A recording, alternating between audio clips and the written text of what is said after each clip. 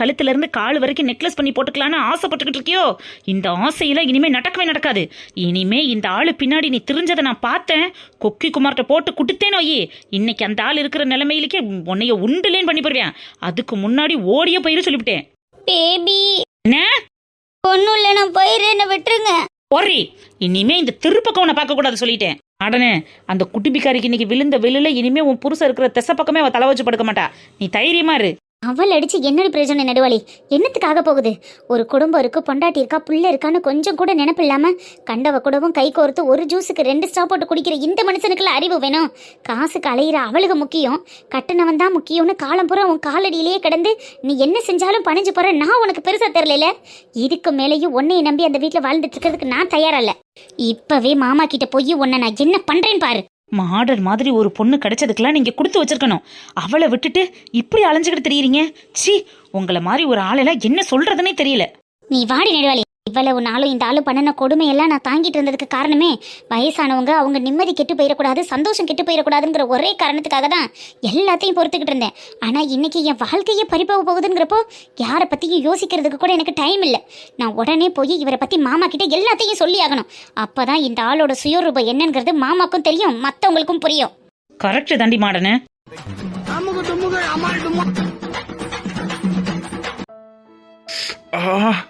அம்மா டார்லிங். டார்லிங்க யாரு? நான் தான் டார்லிங், உங்க சிம்ரன்.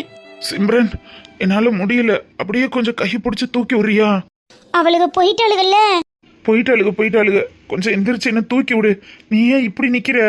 நொறுக்கிட்டாளுங்க டார்லிங், அடிச்சு என்ன நொறுக்கிட்டாளுங்க. வாயெல்லாம் பாருங்க, கோணையா போய் ஒரு பக்கம் ஒதுங்கிட்டு நிக்குது. ஐயோ, என்னாலதான் உனக்கு இந்த நிலைமையா? பரவாயில்ல டார்லிங், ஆனாலும் உங்க பொண்டாட்டி பண்ணதெல்லாம் சரியே கிடையாது. ஒரு ஆம்பளைன்னு கூட பார்க்காம இப்படியா வச்சு ஒரு ஹோட்டல்ல வச்சு குமுறுன்னு குமுறுவா. அவள்லாம் ஒரு பொம்பளையா?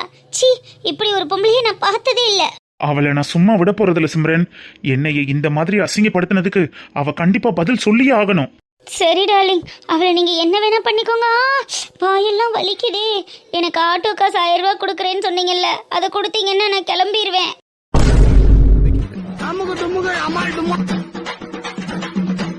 பாவி, உன்னால நான் அடி வாங்கி நஞ்சு போய் நிக்கிறேன். இவ 1000 ரூபாயிலேயே குறியா இருக்காளே. இந்தா சிம்ரன், காசை வாங்கிக்க. தேங்க்ஸ் பேபி, நான் வீட்டுக்கு போயிட்டு கால் பண்றேன். இல்ல பரவாயில்ல பேபி, நான் அவளை ஒரு வழி பண்ணிட்டு அதுக்கப்புறம் நானே உனக்கு கால் பண்றேன். 2-3 நாளைக்கு நீ எனக்கு கால் பண்ண வேணாம். சரிங்க பேபி. ஐயோ, வலி தாங்க முடியலையே. Auto auto. சினிங்கி சில்க் சுமிதா மாதிரி பேசுற என் சிம்ரனு இப்படி கொணங்கி கோவை சரலா மாதிரி பேச வச்சுட்டாலே அந்த மாடனு உனக்கு இருக்குடி. அப்பா,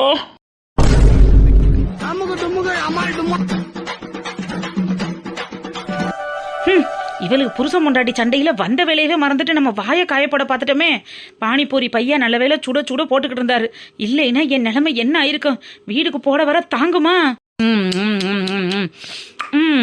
வெங்காயத்தை பச்சையா போட்டிருக்காங்க, வதக்கிட்டு போட்டிருந்தா இன்னும் ருசியா இருந்திருக்காது. பெரிய வெங்காயமா போட்டதுக்கு சின்ன வெங்காயமா போட்டிருந்தா உடம்புக்கு நல்லா இருந்திருக்கும். என்னதான் நம்ம ஊர் அழுக்க கையையும் காலையும் கழுவி வடை பச்சி போண்டானும் சுட்டு போட்டாலும் இந்த பானிபூரி பையா கையும் காலை கழுவாம பழைய தண்ணியை கொதிக்க வச்சு கொடுக்கறதுல இருக்கிற ருசி இருக்குவாரு. அடா இந்த ருசிக்கு ஈடு இணை வேற என்ன வரும்? வீட்டுக்கு போகையில் 2 பார்சல் வாங்கிட்டு போயிடணும். நைட்டு சாப்பாடை இதையே வச்சு சாப்பிட்டுட்டு டின்னரை முடிச்சிட வேண்டியதேன். பாவி, என் வாழ்க்கையே அலங்கோலம் ஆயிடுச்சுன்னு நான் அல்லோலப்பட்டுக்கிட்டு தெரியுறேன். நீ சவுடால உட்காந்து பானிபூரி தின்னுட்டு இருக்க. பாட்டி மாடனு புண்பட்ட நெஞ்சை புகை விட்டு ஆத்துன்னு சொல்லுவாங்க. நம்ம பொண்ணா பிறந்துட்டோமா, அதான் புகை விட முடியாதுன்னு பானிபூரியை தின்று மனசு ஆத்திக்கிட்டு இருக்கேன். என் கஷ்டம் உனக்கெல்லாம் வேடிக்கையா போச்சுல்ல?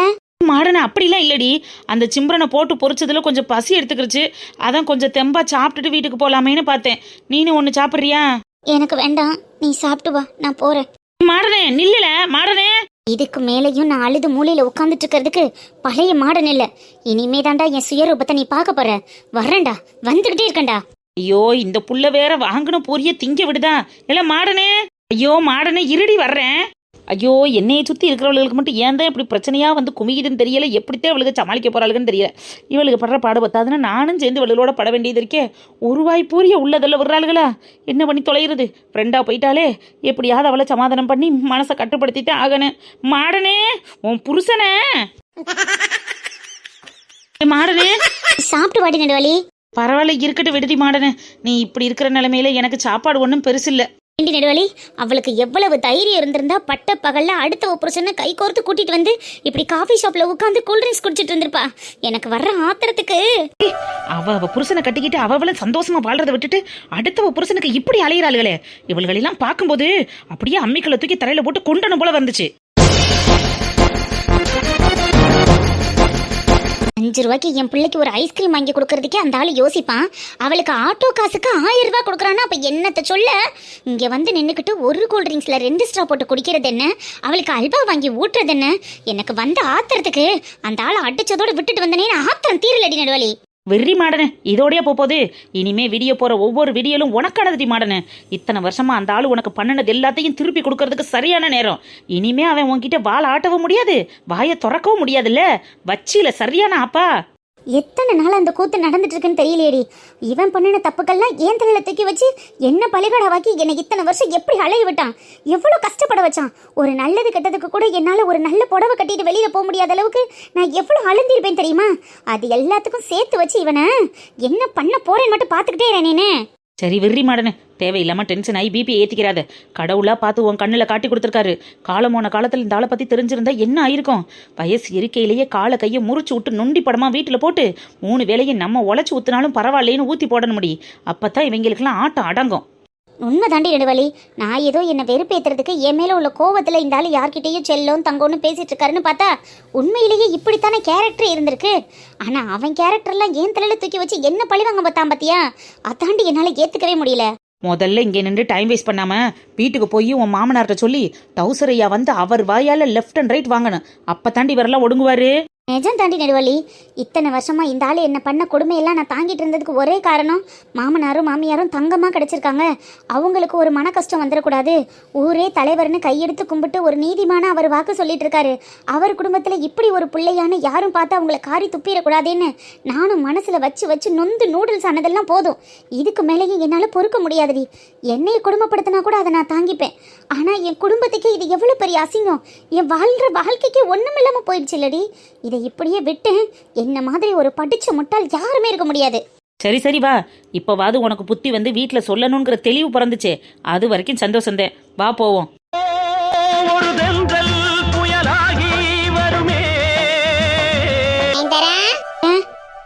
ஆப்பிள் கட் பண்ணி எடுத்துட்டு வந்திருக்கேன் பாரு.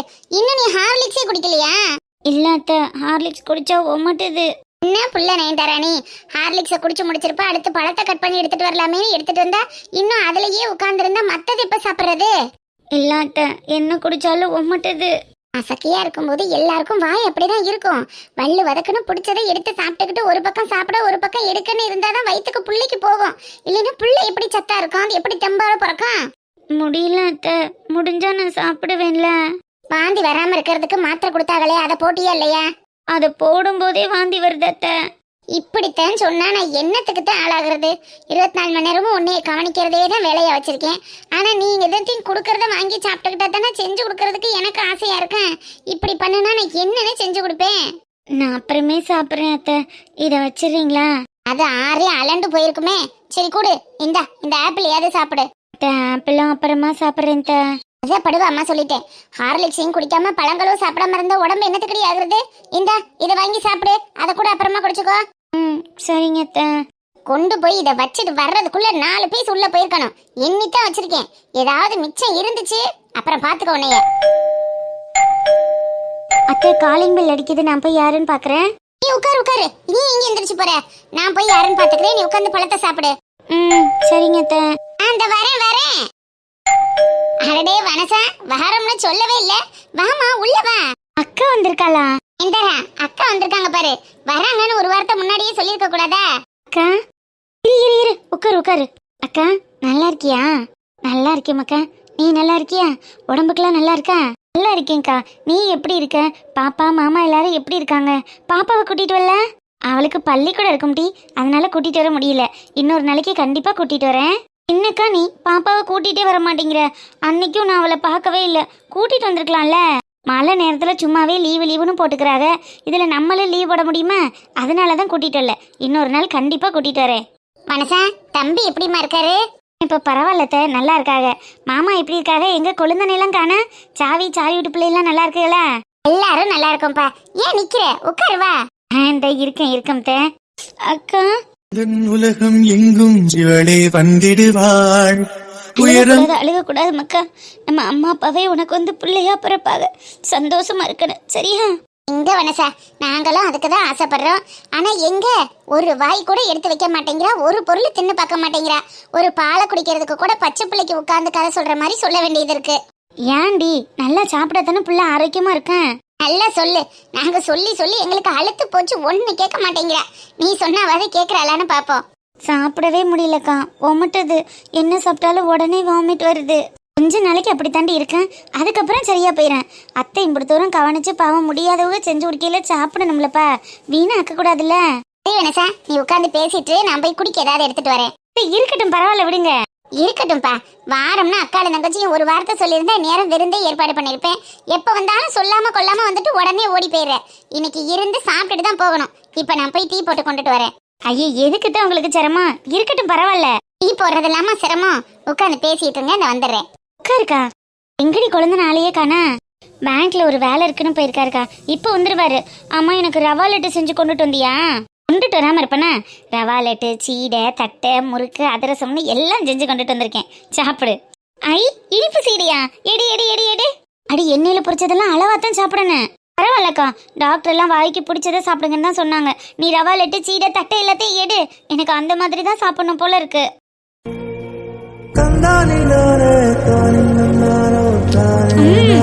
அக்கா, சீடை சூப்பரா இருக்கு. ரவா லட்டு அல்டிமேட்டா இருக்கு. இவன் மாமியா கண்டு திட்ட போறாகும் டி. அவங்க ஆப்பிள் ஹார்லிக்ஸுமா கொடுக்குறாங்க. நான் இதுகளா பொறிச்சிட்டு வந்திருக்கனே. போக்கம். எனக்கு இதுதான் ரொம்ப பிடிச்சிருக்கு. ஓமப்பொடியா இருக்கு. எனக்கு தானே? உனக்கு தான். அப்ப ஏன் அங்கேயே வச்சிருக்க? எடுத்து கொடு. ஐ, என்னோட ஃபேவரட் ஓமப்பொடி. வாசனையே சூப்பரா இருக்குக்கா. மனசா, இந்தம்மா காப்பி குடி. எதுக்குத்தான் உங்களுக்கு சிரமம்? அட, இதுல என்னப்பா சிரமம்? ஆமா, என்னது இது? ஒரு பேக்கரி கடையே வச்சிருக்கிய? அத்தை, இது எல்லாமே எனக்கு ரொம்ப பிடிச்ச ஐட்டம். தீபாவளி அக்கா எனக்காக ஸ்பெஷலா செஞ்சு தருவா. இந்த வருஷம் தீபாவளிக்கு தான் நான் ஊருக்கு போக முடியல, அதான் எனக்காக எல்லாம் செஞ்சு எடுத்துட்டு வந்திருக்கா. ஓமப்பொடி வாசனையே சூப்பரா இருக்கத்த. சாப்பிட்டு பாக்குறீங்களா? அடேங்கப்பா, என் மருமக விடாம இப்படி பேசி எம்புட்டு நாளாச்சு. என்னைக்கு புள்ள தணிக்க ஆரம்பிச்சுச்சோ அன்னையில இருந்து இவ பேச்ச குறைக்க ஆரம்பிச்சுட்டா. இன்னைக்கு அக்கா காரிய பார்க்க வந்தானே மறு பேச்சு வந்திருக்கு. வயிற்று பிள்ளைக்காரி ஆசைப்படுவாளேன்னு செஞ்சு கொண்டு வந்தேன். ரெண்டு சாப்பிட்டுட்டு வச்சிருட்டேன். ஒப்பாம சாப்பிட்டாதான் மனசா ஒத்துக்கிறாது. பிரியப்பட்டு சாப்பிடும்போது ரெண்டு சாப்பிட்டு பார்க்கட்டும். வயிற்று பிள்ளைக்காரி ஆசைப்பட்டதை சாப்பிடணும்னு சொல்லுவாங்கல்ல, அதனால ஒன்றும் தப்பு இல்லை. வீட்டில் சுத்தமான எண்ணெயில செஞ்சது தானே, அதனால என்ன இருக்கு? அக்கா இவ்வளோ நேரம் பயந்துட்டு இருந்தா அத்தை. அவ கஷ்டப்பட்டு செஞ்சுட்டு வந்ததெல்லாம் நீங்க சாப்பிடக்கூடாதுன்னு சொல்லிடுவீங்களோன்னு. ஏன் மனசா அப்படி நினைக்கிறேன்? வயிற்று பிள்ளைக்காரி உன் தங்கச்சிக்கு ஆசையா உன் கையால சுட்டு கொண்டுட்டு வந்திருக்க. அதான் நான் திங்க கூடாதுன்னு சொல்லுவேனா? அவ திங்கலையேன்னு நான் கவலைப்படுறேன். திண்டா எனக்கு சந்தோஷம் தான். மகளதே இல்லை. எல்லாருக்கும் எடுத்துட்டு வந்திருக்கேன். இந்தாங்க சாப்பிடுங்க. சாவிக்கு தனி தூக்குவாளியில போட்டிருக்கேன். சாவி வந்தோன்னா அவள்கிட்ட கொடுத்துருங்க. அட, எதுக்கு வனசா எல்லாருக்கும் போட்டு பண்ணிக்கிட்டு இருக்க? இங்கனக்குள்ள கொடுக்கறத அவளுக்கு 2 கொடுக்க மாட்டோமா? இருக்கட்டும், பரவாயில்ல. ஒன்னா இருந்தா சரியே. தனியா இருக்கையில கொண்டுட்டு வர்றதானே மரியாதை. அதுக்கும் கொடுத்துருங்க. சரிப்பா. முதல்ல இந்த காஃபியை குடி. இப்படி காடு வந்தது என்னமோ மாதிரி இருக்கும். சரிங்க, கொடுங்க. அத்தை, அவர் இன்னும் வரலீங்களா? இப்பதான் மனசா வந்திருக்குன்னு ஃபோன் பண்ணி சொன்னேன். இந்த வேலை முடிஞ்சிருச்சு, கிளம்பிட்டோமான்னு சொன்னேன். இப்ப வந்துருவேன். சரிங்க அத்தை, இந்தாங்க, நீங்களே சாப்பிட்டு பாருங்க. அப்புறம் இப்படி எல்லாம் பலகாரம் வீட்டுல செஞ்சு சாப்பிட்டு எம்புட்டு நாளாச்சு. குடு சாப்பிட்டு பாப்போம். 100 கோவில் தேவையில்லை, தாயும் தந்தையும் போதும். நெடுவலி, நீ வீட்டுக்கு கிளம்பு. இவ்வளவு தூரம் வந்துட்டேன்லடி. டவுசரியாவை பார்த்து எல்லா விவரத்தையும் சொல்லிட்டு போறேன். வேணாண்டி நெடுவாளி, அங்கேயே நீ அவளை அடிச்சதுக்கு அந்த ஆளு உன் மேல கடுப்புல இருப்பான். இப்பவும் நான் உன்னை கூட்டிட்டு வந்து வக்காலத்து வாங்க வச்சேன்னா எல்லாத்துக்கும் காரணம் இவதான்னு பிரச்சனை உன் பக்கம் திரும்பும். என்னால நீ கஷ்டப்பட வேண்டாம். நீ வீட்டுக்கு கிளம்பு. இதுல என்னல கஷ்டம் இருக்கு? அதெல்லாம் ஒண்ணுமில்ல. டவுசரியாவை பார்த்து நானே நேர்ல நடந்ததை சொல்றேன். அப்பதானே அவரை நம்புவாரு. மாமா அதெல்லாம் என் பேச்சு நம்புவாங்க நெடுவாளி. நீ கிளம்பு, நான் பாத்துக்கிறேன். சரி ஓகே, ஏதாவது பிரச்சனைனா கூப்பிடு. நீ பாட்டுக்கு உட்காந்து மறுபடியும் அழுக ஆரம்பிச்சிடாத. இனிமே கண்ணீர் விட்டு கதறுவேங்கிறது என் வரலாறுலயே இருக்கக்கூடாதுடி. அதுக்காக தான் கிளம்பி வந்திருக்கேன். இன்னைக்கு இந்த பிரச்சனை எல்லாத்துக்கும் முற்றுப்புள்ளி வச்சு அந்த ஆளுக்கும் ஒரு முடிவு கட்டணா இல்லையான்னு பாரு. சரிடி மாடனு, நான் இப்ப கிளம்புறேன், பாத்துக்க. நீ போயிட்டு வா. ஏய் அங்கே நில்றி, எங்கடி வர? அதை கேட்க நீங்க யாரு? அவன் கேட்காம அப்ப யாருமா கேப்பா?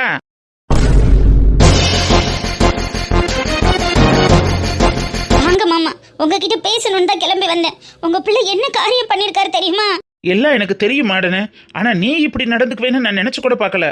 மாமா என்னடி மாமா, எங்க அப்பா கிட்ட எல்லா விஷயத்தையும் சொல்லிட்டேன்.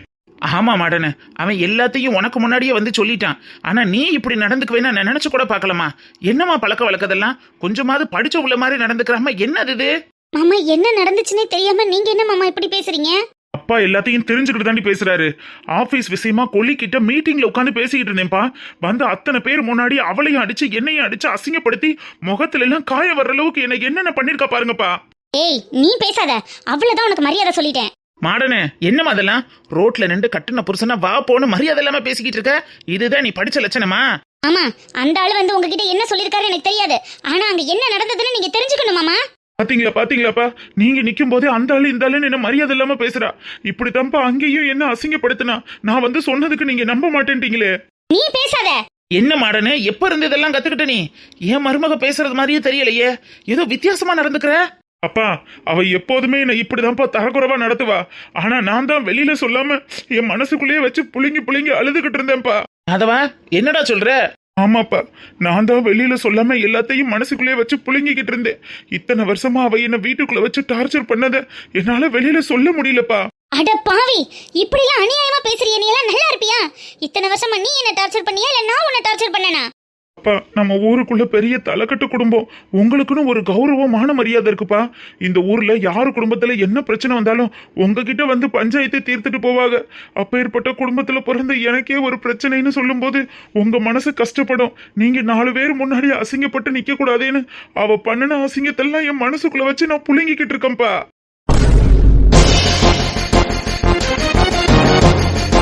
அட பாவி, எல்லா தப்பையும் நீ பண்ணிட்டு நல்ல மாதிரி நாடகம் நடிக்கிறியே. நீ எல்லாம் நல்லா இருப்பியா? நாசமா போயிருவடா. போது நிறுத்துமா. என்ன நான் நிக்கும் போதே என்னென்னமா பேசிக்கிட்டு இருக்க? என் புள்ளைக்கு என் கண்ணு முன்னாடி சாப விட்டுக்கிட்டு இருக்க. மாமா இந்த ஆளு நல்லவனே இல்ல மாமா. போது நிறுத்துமா. நானும் வந்து நின்று 5 நிமிஷத்துல 5-6 வாட்டி அந்த ஆளு இந்த ஆளு அவன் இவன் பேசுற. இத்தனை வருஷமா அப்ப அவன் சொன்னதெல்லாம் உண்மைதானா? வெளியில எங்க கிட்ட நல்லவ வேஷம் போட்டு நடிச்சுக்கிட்டு இருந்தியா? மாமா ஆமாப்பா, இத்தனை வருஷமா நல்லவ பேச போட்டு உங்களை மட்டும் இல்லப்பா, இந்த ஊரையாவை ஏமாத்திக்கு தெரிஞ்சிருக்கா. என்னால தாங்க முடியலப்பா. இதுக்கு மேலேயும் என் மனசு தாங்காதுப்பா. இன்னைக்கு அடிச்ச அடியில என் உடம்பும் தாங்க முடியலப்பா. அதனாலதான் என்னானாலும் பரவாயில்லன்னு உங்ககிட்ட வந்து ஓப்பனா சொல்லிட்டேன். மாமா அந்த ஆளு சொல்றதெல்லாம் அப்பட்டமான பொய் மாமா. சத்தியமா அவர் சொல்றதுல ஒரு உண்மை கூட இல்ல. என்ன நீங்க நம்புங்க மாமா. என்னமா உண்மை இருக்க போது? ஆம்பளைன்னு கூட பார்க்காம கட்டுன புருஷனா நடு ரோட்ல 4 பேர் பாக்குற இடத்துல வச்சு அந்த அடி அடிச்சிருக்க. இதெல்லாம் நல்ல குடும்பத்துக்கு அழகா? மாமா நான் அவரை அடிச்சது என்னமோ உண்மைதான். பாத்தீங்களாப்பா, பாத்தீங்களா? உங்க முன்னாடியே எப்படி அடிச்சது உண்மைதானு ஒத்துக்கிற பாருங்கப்பா. மாமா நான் அடிச்சது உண்மைதான் மாமா. ஆனா அதுக்கான காரணம் இருக்கு மாமா. நியாயமே இருக்கட்டும் மாடனு.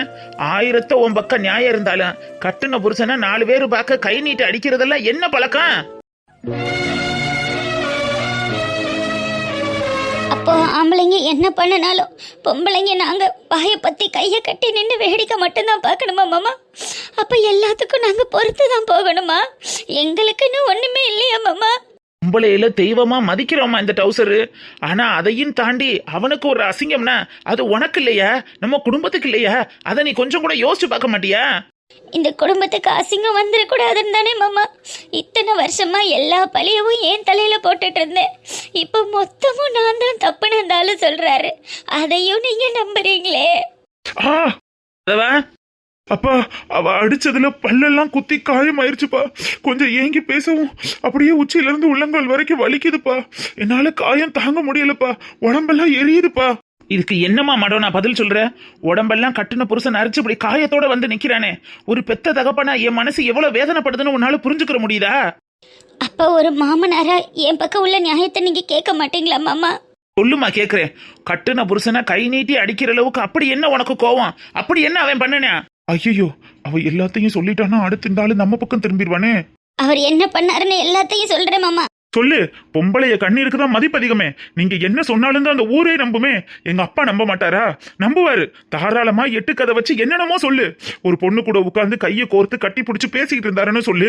ஒரு ஜூஸ்ல 2 ஸ்ட்ரா போட்டு உட்கார்ந்து உறிஞ்சி குடிச்சுக்கிட்டு இருந்தாங்கன்னு சொல்லு. இன்னும் என்னென்னலாம் உன்னால கதை கட்ட முடியுமோ எல்லா கதையவும் கட்டிவிடு. நான் கெட்டவன்னு ப்ரூவ் பண்ணணும்னு முடிவு பண்ணிட்டேன். உன்னால என்னெல்லாம் சொல்ல முடியுமோ என்னெல்லாம் செய்ய முடியுமோ எல்லாத்தையும் செய்யு. ஆனா உன்ன மாதிரி ஒரு பொண்டாட்டி கிடைச்சதுக்கு நான் என்ன பாவம் பண்ணோ தெரியலடி. நான் என்ன பாவம் பண்ணனோ தெரியல.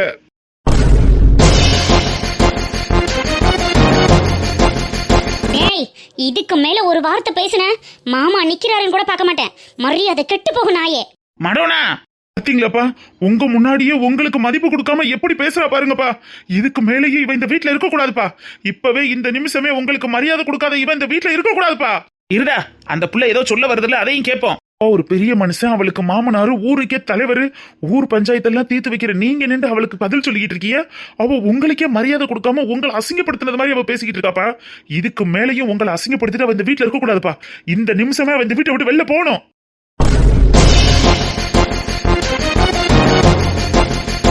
அதவா பொறுமையா இருடா, என்னன்னு பேசிக்கிடுவான்.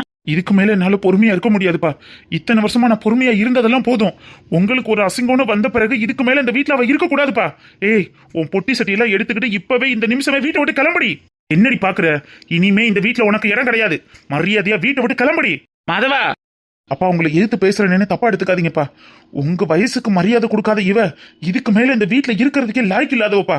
இனிமே இவளுக்கு நான் பொண்டாட்டியும் இல்ல, அவளுக்கு நான் புருஷனும் இல்ல. இந்த குடும்பத்துக்கும் அவளுக்கு எந்த சம்பந்தமும் இல்ல. இப்ப அவ வீட்டை விட்டு வெளில போகணும்பா. என்னடி பாக்குற? போடி வெளிய. அம்மா.